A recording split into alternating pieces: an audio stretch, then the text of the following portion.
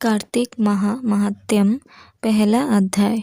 मैं सिमरू माता शारदा बैठे जीवा आए। कार्तिक माह की कथा लिखे वशिष्ठ हर्षाए।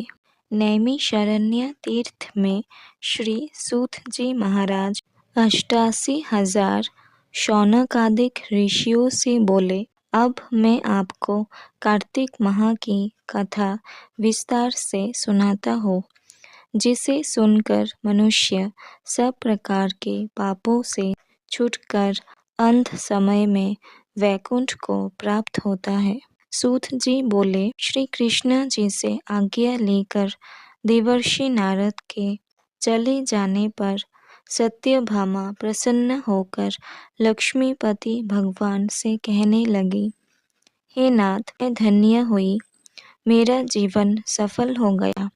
मेरे जन्मदाता भी धन्य है, जिन्होंने मुझ जैसी त्रैलोक्य सुंदरी को जन्म दिया, जो आपकी 16 सहस्त्र के मध्य में आपकी परम प्यारी पत्नी बनी। मैंने वह कल्पवृक्ष आदि पुरुष आपके साथ नारद जी को विधि पूर्वक दान में दे दिया, परंतु वही कल्पवृक्ष मेरे घर लहराया करता है। इस बात को मृत्युलोक में कोई भी स्त्री नहीं जानती। हे त्रिलोकीनाथ, मैं आपसे कुछ पूछना चाहती हूँ। आप मुझे विस्तार पूर्वक कार्तिक महात्म्य की कथा सुनाओ, जिसको सुनकर मेरा हित हो तथा जिसके करने से कल्प पर्यंत भी आप मुझसे विमुख ना हो।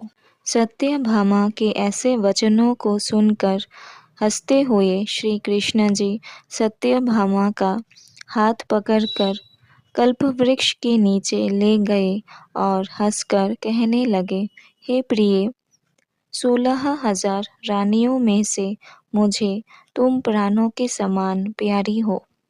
तुम्हारे लिए मैंने इंद्र से तथा देवताओं से भी विरोध किया था।